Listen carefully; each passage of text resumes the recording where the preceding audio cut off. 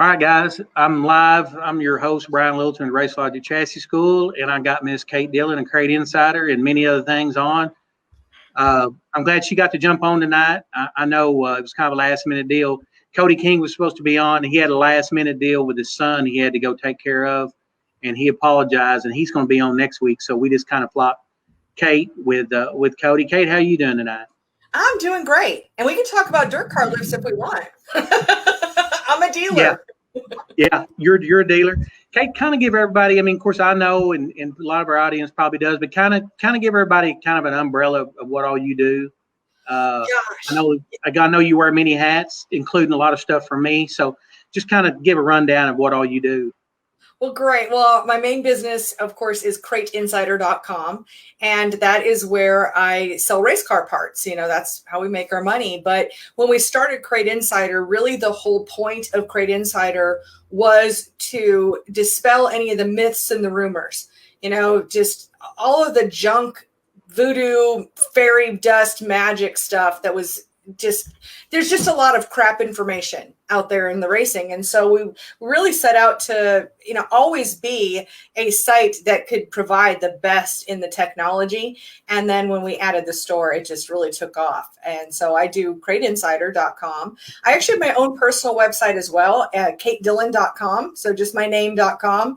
And over there, I talk about, I love to talk about the tools that I use to do marketing, basically. I get into a lot of camera equipment. I give tips for social media. I've done a program before for racers to teach them about marketing and sponsorship at winningmotorsportsmarketing.com. I don't have an active program right now. I also have a podcast called Racing Insiders Podcast. And on that, it was going to be interviews. In fact, I should interview you for that podcast, Brian. But now it's really turned into, on each Sunday, I do a live show with Steve Hendren from Hendren Racing Engines. And we go live on Facebook and on YouTube on the Crate Insider channel.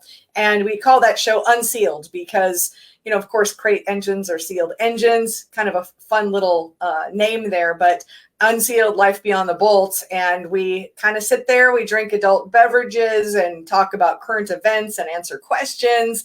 And it's kind of fun. Another couple things that I do that are kind of fun or pet projects is I have a YouTube channel called Racing Rewind. So if you type in racingrewind.com, and on that YouTube channel, I take people's VHS videos of races, especially from the 70s, 80s, 90s, 2000s. I digitize them so that they can then go up on YouTube.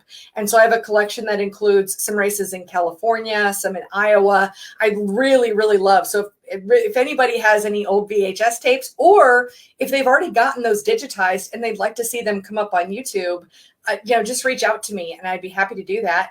And then in my spare time, no, it's not a spare time project. It's I also get into a little bit into property, and because I love where I live, I'm also an Airbnb host. So I have a townhouse that I rent out through Airbnb, and it's called Our Town Retreat because I live in Rutherfordton, North Carolina, and I'm actually about to get a second one. I'll get the permit next week. So so I have a list on the wall here of all the things. But yeah, so that's why we say I'm Kate Dillon from Crate Insider and all the things. Those are all of the things.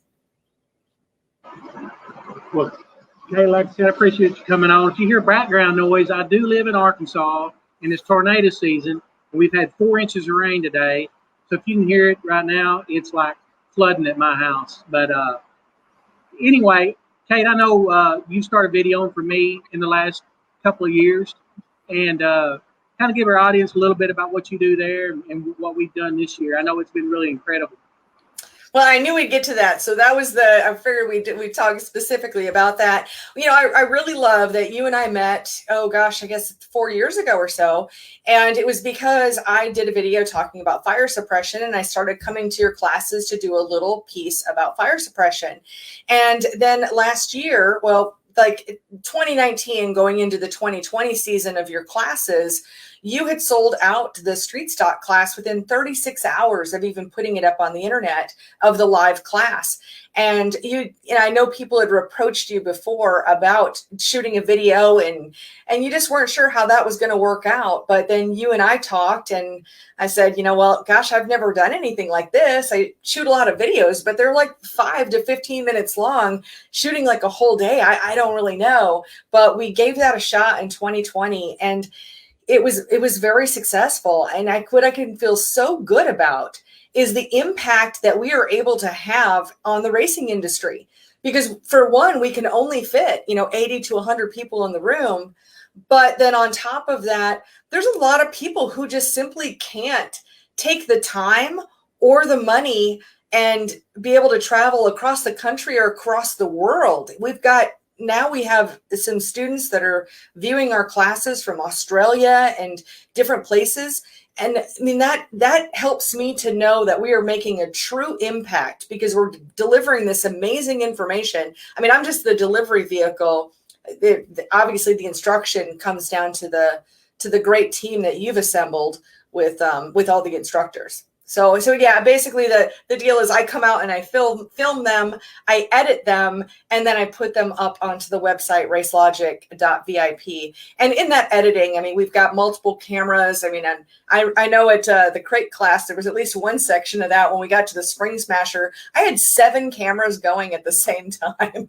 So we get this whole multi-cam kind of thing going on, and we can make it interesting and really, try to serve the audience as best we can and not make it boring and lame. Yeah, I mean, I do, the last couple of years has been insane, and we still get people weekly that buy all the online classes, and we've bundled some of them together to try to help some of the stock car guys. And man, I mean, every week we get 2 or 3, and I hear great feedback about it. I mean, people feel like they're sitting there. So, that's what we set out to do, and I think we're accomplishing that because not everybody can go. Like you said, COVID last year restricted a lot of people's travels, so they didn't get to come. And most of my classes sell out within, 3 to 4 weeks, sometimes 3 days, so not everybody can be there. So, be able to go online and purchase and watch it when you want, rewind it. It's broken into segments. I mean, that's really been big, and I think you've done an awesome job with that the last couple of years, and that's really brought a lot of value to what I do as well. Thank you. Kate, how's the parts business holding up? I mean, I've heard some horror stories, but what's your side of it on the crate side? I mean, are you seeing a lot of shortages and that kind of stuff going on? Yeah. Yeah, it's a nightmare. It is. It's tough. And it's, I think a lot of people have asked me about why are we having these parts shortages? What's going on? And and I've really had a lot of the discussions with, and I think that's a question that's a valid question that a lot of people are asking. And so I can provide a little bit of information about that. One is, of course, material shortages. Why do we have material shortages? Well, I really like during the pandemic, there was a phrase that really, really stuck with me. And that phrase was, if you're going to go and open up a can of vegetables from your cupboard, what we were doing today, we were eating last year's harvest. That's what we're doing. And when it comes to these materials, when we shut down for so long, then with those shutdowns, the steel that we're manufacturing stuff into today was iron ore, 8 months ago. That iron ore had to, just has to go through there. But we broke that supply chain and the demand didn't stop. And then on top of that, well, with steel especially, so we've got a few things. We've got steel, we've got sheet aluminum, we have plastics, and there's different reasonings in each one. All of it comes back to the shutdown. It's a legitimate thing. It's a legitimate problem that's going on right now. There's no one that's been slack. I mean, I'm trying to order as much as I can. Another piece of that is labor, of course. You can't, a lot of these manufacturing companies are having difficulty being fully staffed. And then the demand this year, and I've talked to so many manufacturers that the demand has so increased far beyond what they would have possibly imagined. I know one manufacturer I talked to said that they had sold all of the inventory of certain parts that they had projected for the entire year. They sold it all in January. What do you do with that? And it's not like we can just like flip a switch and knock out a bunch of widgets, but it's a headers, get ahead of that. If anybody who needs headers, just get yourself in line as quickly as you possibly can. Engines, the problem with engines right now is piston rings, it's balancers on 602s, and it's another piece that keeps GM from being able to, an engine is made out of thousands of little parts. And so if there's any one of their pieces of the supply chain that can't furnish enough of those parts, then it shuts down the whole thing, right? I mean, you can't make a cake without sugar. So you can't be pushing out engines out the door if they don't have piston rings. So yeah, there's a lot of shortages, and I think on top of it, it's the whole toilet paper concept as well, which means that if I can order something, I'm going to order as much of it as I can stomach. It used to be if when you've got constant supply, yeah, I can order, 24 oil filters at a time because I know, okay, I used to keep about a 10-day supply. Okay, couple of dozen, that'll last me about a week, and I'll be putting another order in next week. Well, I haven't been able to get oil filters for 2 or 3 weeks. I haven't even been able to order them. So what did I do? I mean, I'm going to back up the truck and I'm going to order 2 times as much as I did before, which doesn't make it any better. But I know I'm not the only one doing that. I just don't like to be caught with being completely out of things. And there's a lot of stuff you just can't order right now. And it's tough. It's tough, or you're waiting. We're waiting. Yeah, I hear a lot of that. I mean, a whole lot. I was talking to Cody with Dirt Car Lift and Dave Hammond, and, metals went up through the roof. And, I think Cody said they were about 200 lists behind. And he said, if we had more material, we could make more, and they're having trouble getting material. And I know Dave Hammond's done pretty good, but he said there is a few things that he's struggling with. I mean, it's just 2 guys that I know, and I had been on. So it is a problem. And let me tell you, it's not just a problem in the racing industry. I'm in the food industry, my personal job. You would probably be a little scared if you see what I see on the day-to-day basis, because it's the same deal. I mean, they can't produce the stuff fast enough. They depleted inventory and can't get people to work because they're staying at home and drawing more on unemployment. They can't work. And so there's definitely some problems right now that's kind of got everybody up in arms a little bit about racing and a lot of things. Hopefully it'll work itself out. But right now, I know it's tough. It's really tough. Yeah, but we're having one heck of a year, that's for sure. And I'm sure what you're seeing in the food industry as well, some of the manufacturers that I deal with that are the chemical suppliers, that the cans, any kind of aerosol cans, you can't get cans right now. And now it's also going to be a problem with steel drums, from what I hear as well. So even if you've got the product, you've got nothing to put it in. which is crazy. And plastics, I guess there was a plastics plant. I don't know if it burned down or if it was just severely damaged because of the winter storms that happened in Texas. So just all of these, it's like this perfect storm of all of these things coming together. And pricing, I didn't even mention that, but pricing is certainly an issue as well. Yeah, everything. And even in my world that I live in every day in the food industry, it's going out the roof, supply and demand. There's not enough supply. So, I mean, there's a lot more demand than there are supply. So, pricing goes up, and it's the same way in the racing world. I mean, I know it's really tough right now. So, people just have to hang on and hopefully it gets better soon. Woo, that's a tornado. Yeah. And I really hope, I'm just encouraging people to get ahead of anything that they think they might need to order, and feel free to ask and feel free to call. You're welcome to call me to find out if it's something that we have in stock or not, or what I think a lead time is going to be on it. And let's try to stay out of the wall. Let's try to stay out of wrecks, because that's really where we're going to run into a problem, is just trying to put race cars back together on Monday mornings and not being able to just not even having the parts. Don't mess up your bodies right now. Anything to do with body parts is very, very difficult to get right now. So, yeah. and if any of yours got questions, go ahead and post them, and I can show them to Kate, and she can answer them. So, if you got any parts questions, any racing questions, I promise you Kate can answer it. So, if there's anything out there that you guys or gals want to know about, be sure and post a question, and I can let her read it, and she can answer it for you. But Kate, what's PRI looking like this year? I know there's been a lot of talk about that, and you got your show coming up again this year. So give us a little insight on both of them, what you're expecting out of that. Well, from what I understand, I believe PRI is going to be in person. I think it's just touch and go right now, just waiting for really all the restrictions to be lifted or figured out. But to the best of my knowledge, I did see an email, I think about a month ago, that PRI, the plan is for it to be in person. And so if that's the case, I'll be there.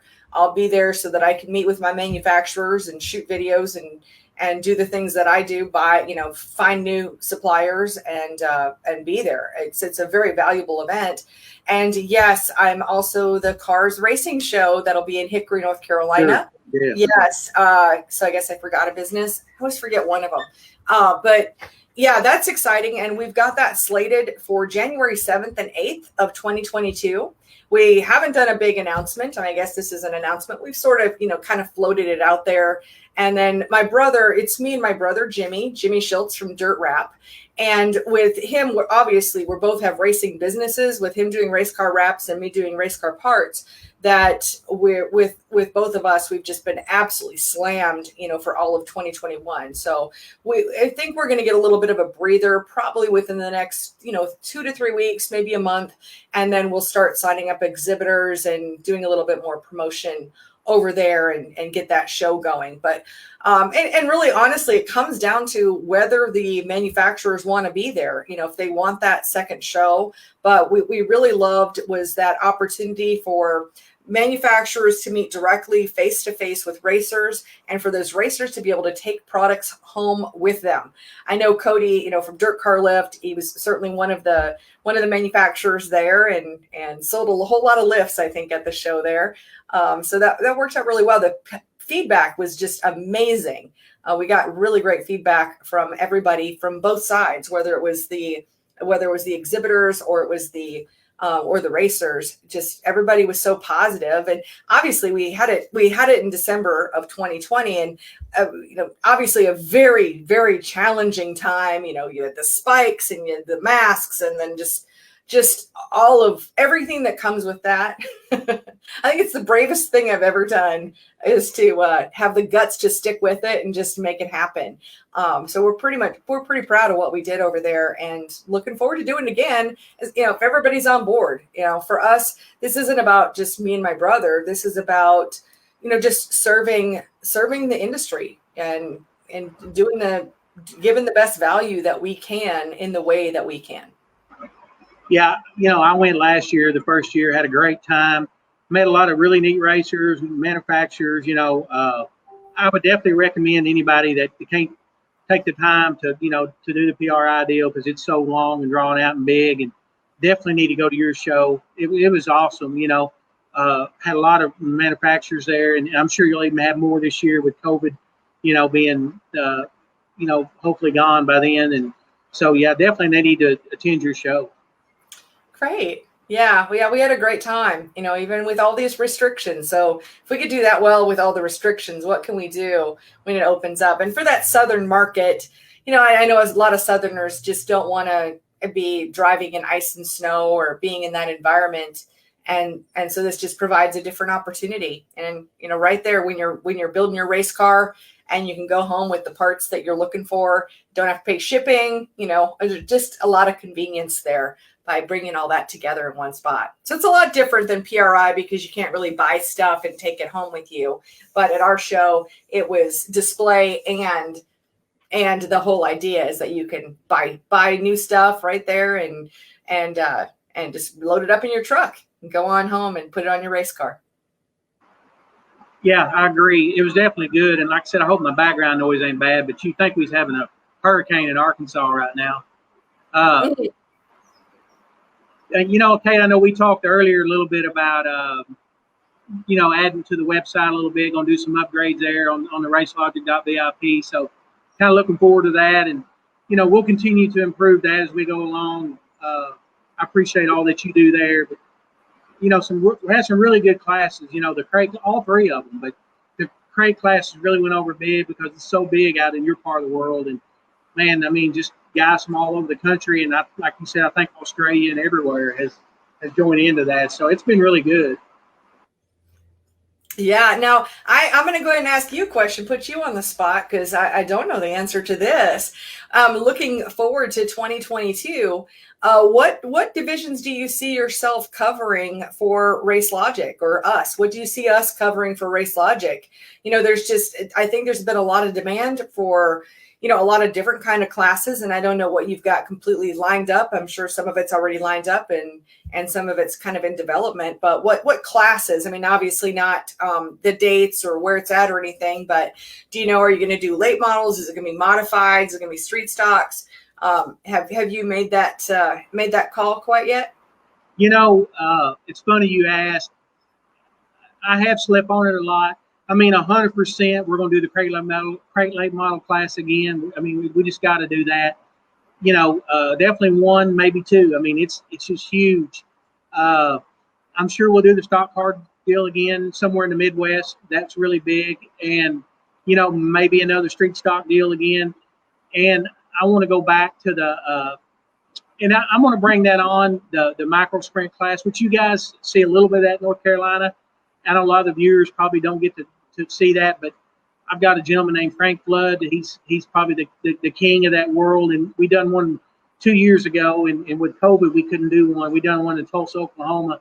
And I've had so many people ask me about doing that again that I really think we need to go back into that world.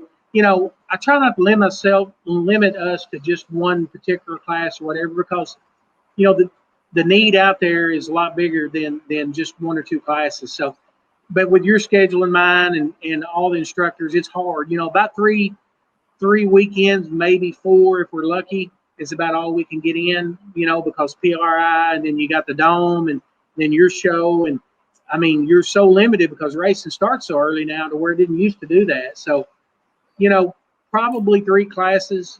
And like I said, I definitely know the crate late model and the stock car deal is still huge across America.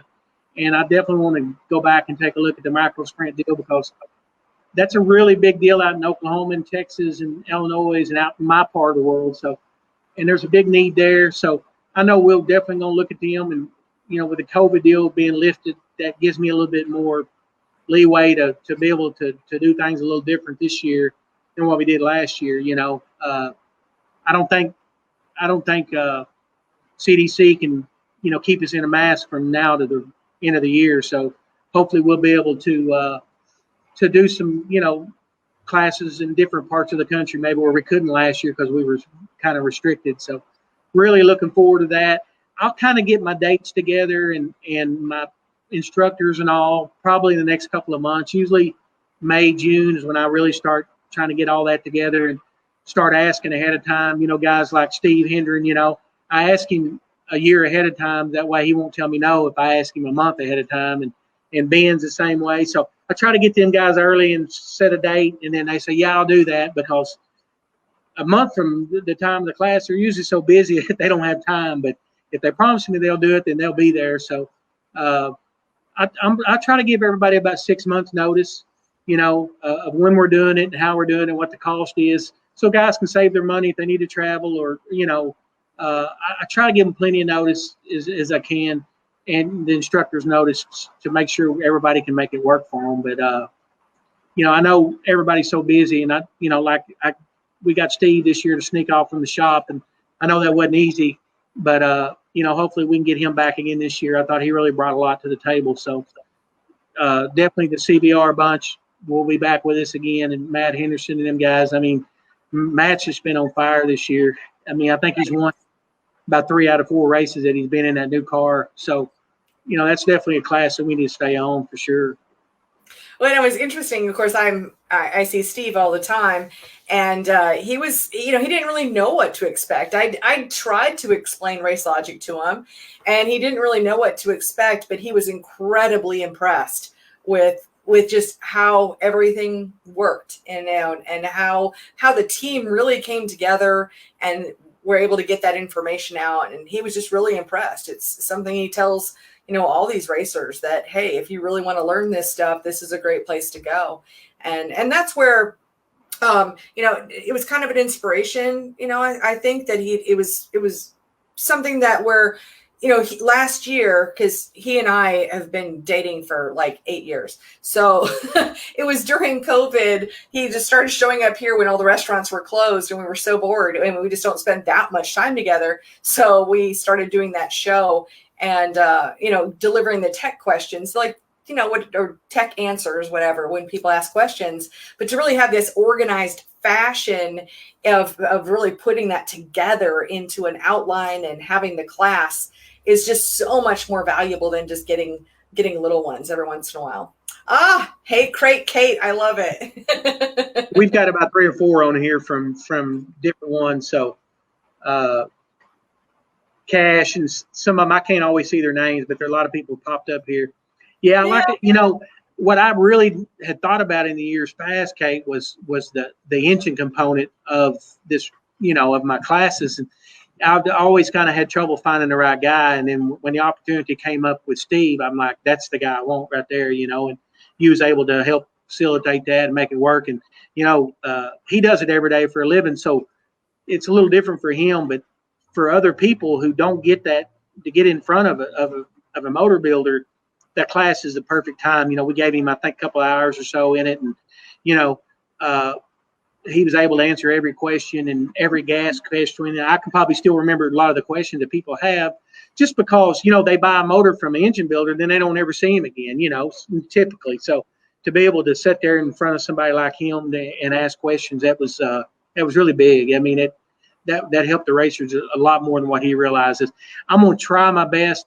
I haven't asked him yet. I'm going to try to get him on this deal one Wednesday night for about 15, 20 minutes. Hopefully he can fit that in.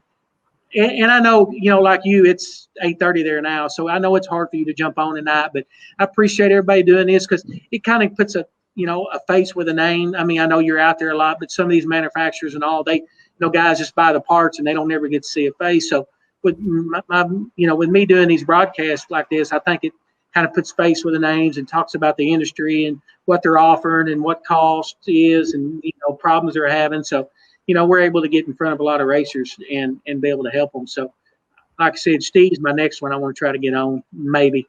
Hopefully he's listening. So I'll see if he'll do it. Oh, I doubt that he's listening, but no, I'm just teasing. I didn't even tell him that it was on the show tonight, but I'm not sure what he's doing. Maybe he is. Maybe he is here. It's hard to say. But I know one thing that he's come away with from the last class. Now that he's been there and been an instructor and having a much better idea of what to expect, he's just going to be bringing more knowledge to the table, and he's going to bring. Have a far better idea. I mean, you just don't know when it's your first time exactly what it is that people are looking for. And I know that he'll look forward to even being more organized in this next one. Although I don't think anybody would know. I mean, he talks about this stuff all the time. I was really impressed. I was impressed with every single instructor that we've worked with this year. Everybody did such an amazing job. And I've learned so much from being there. I really love that. Yeah, and I tell people, I get asked a lot. I'll make it short, but how do you pick your instructors, or why don't you get this guy or that guy or whoever? Well, it's hard to stand up in front of 70, 80 people or whatever the count is and talk for 12 hours, without a guideline. So, a lot of it, I know some really smart guys and gals that just cannot talk in front of a camera. They just cannot do it. So a lot of them factors have to go in. And, the number one thing, and I've told you and every instructor I've ever had is, at the end of the day, if you're there to help racers and give them honest information, that's what we're going to do. And if you're not willing to do that, then I'm not willing to have you on there. It's just not worth it, because not everybody in the racing world wants to give anything out, So everybody I've assembled has been 100% on board. I've heard them tell things that I shake my head like, you just really just told them that. This is really what but they want to give back to the racing community. And that's important to me. That's what's made me successful going on my 22nd year and doing this. So it's because I've always had guys and gals or whoever that were willing to give back to the racer, not just get up there and try to sell a part or, you see a lot of that out there. And I've tried to steer away from that. I've had a couple of instances where I felt like maybe it was going that direction. I've had to say, listen, we're not here for that. We don't need to sell a shock or a chassis or fire bottle or whatever it is. Let's help these racers.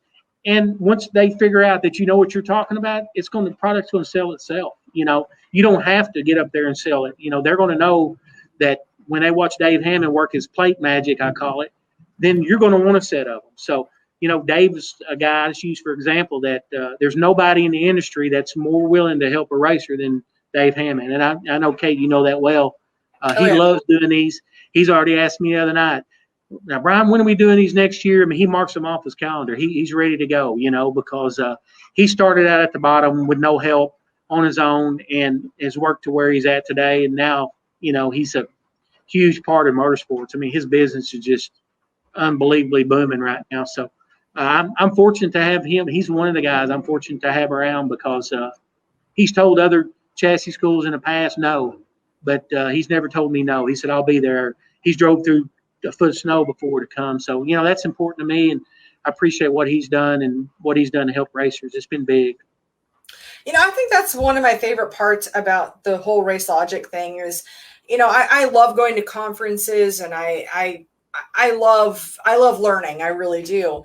But, you just can't relax in this day and age with any kind of media. You can't just sit down and relax and enjoy it.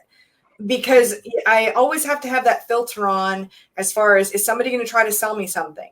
And I love to be sold when I'm in that mode. But if I'm in learning mode, I just don't want, it feels disingenuous. So what I really like is that we're very clear at Racelogic that, we're just teaching this, like when I talk about fire suppression, I just say, yeah, I want you guys to have a fire bottle. I want you to have a fire suppression system, whether you buy it from me or not, so I guess it's sort of you can't help but to attract people to you because of what you're sharing, but it's not just a 12 hours of sales pitch of product after product. There's no, hey, if you don't buy this thing, you're not going to ever win races. There's none of that. I really love the diversity of the instructors as far as, I'll just take us back to the crate late model class, for instance, where we're talking about transmissions. And you've got, Dave likes a Gen 1 Burt and Steve likes a roller slide and somebody else likes a Brit. And you're hearing these different perspectives from these experts on the stage that are giving, just, hey, this is what I like and why I like it. And now you're getting these multiple perspectives so you can make your own decision. There's no one answer to any of these questions. And in fact, it's like one of my personal phrases I like to say, in that in life, there are multiple right answers. There's definitely some wrong ones, but multiple right answers. And you're just getting all those different perspectives, which I think is really cool. Well, and I think another one, and we'll get off. I know we've been on a long time and it's getting late where you're at, but Ben Baker, okay. I've heard him, I've heard Ben talk about other products and hey, this other brand X is a really good product. And, he represents AFCO in a utmost, probably, one of the best, smartest guy in the industry by far in my book. It don't matter if you're talking about a drag car or drag boat or a dirt car. Ben Baker knows the answer, and I've heard him say, he'll say we got a good product, but product X over here is really good too. So, that's been important, and Ben's been around. I think me and him I think about 5 or 6 years. He's been every class I've ever done. He loves doing them, and man, I wouldn't be where I'm at without Ben Baker. I mean, he's another guy that just brings so much knowledge to the table, unbelievable. He's so good. He's so brilliant and just so well versed on cooling and brakes, and he has all of this experience that isn't just modifieds, isn't just stock cars, isn't just late models, but it's road racing and drag racing, and it's all of these different things, and he brings all of that knowledge to the table, and it's brilliant. I just saw him at Bristol when of course we had the all the Bristol racing, and we were actually parked right by each other. In fact, I interviewed him for Racelogic. Right. Yeah. Sure. So, but it was just really, he's just brilliant. I love that. I think one of my favorites was I asked him the question of, what's the difference in pricing for shocks? I mean, is it brand? Is it because, some of these companies have put so much money into their brand name, or is there a legitimate reason why some of these shocks are so much more expensive? And he was able to answer that question. And I felt like that was really valuable, where he said that the tolerances, like with the little pieces that are inside of there and the shims and all of that, that there's just different tolerances, and some companies have tighter tolerances than others. And I was like, wow, that's a very, now I get it. Now I can understand that. And it really helped me to understand one of those things that was just so nebulous. Shock prices are so nebulous. Right. Well, Kate, I won't keep you on any longer. If someone is looking at any crate parts or anything, how would they go about reaching out to you or your website or whatever? Give yourself a plug. You don't give yourself enough credit, so I'll try to get a little bit here for you. Oh, well, thank you. Yeah, if you need to buy any parts, just go to crateinsider.com. So crateinsider.com is our website. And check out our shows. Like we've got a Crate Insider YouTube channel. And if you want to follow the things that I'm doing, then find me on katedillon.com. And while you're there, just click on over to my YouTube channel. I'm really trying to boost my subscriber base over on YouTube. So for both of my channels, for Crate Insider or for my Kate Dillon channel, I'd really appreciate it if anybody wants to hit that subscribe button. That would help me out for sure. Well, Kate, I appreciate you coming on. I know it's getting late in North Carolina. I'm good. At the last minute, I appreciate it, and we'll definitely get you back on throughout the year when we get a little closer on getting some classes in stone and talking about your trade show and all. When you get a little more info out on that, then we'll get you back on and we'll get all that out. And I'm sure I'll see you at a race here before long or somewhere out in your part of the world. And I appreciate everything you do for Racelogic. Wouldn't be where I'm at without you. It's one of the big pieces of the puzzle that helps me, day to day. And I mean, the online deal is out of my world, but you take care of all that. And I'm just a dummy behind the camera over here. I always say I got a face for radio. So, but these podcasts have been good. And, I think it's good just to get in front of the camera and let everybody see people in the industry and put a face with it. So I appreciate you being on. I'll talk to you soon, and good luck to all your adventures that you got going on right now. Thank you so much, Brian. And it's always great working with you. And thank you to everyone who's watching. I'll look forward to seeing you guys again soon. Thanks. All right, Kate.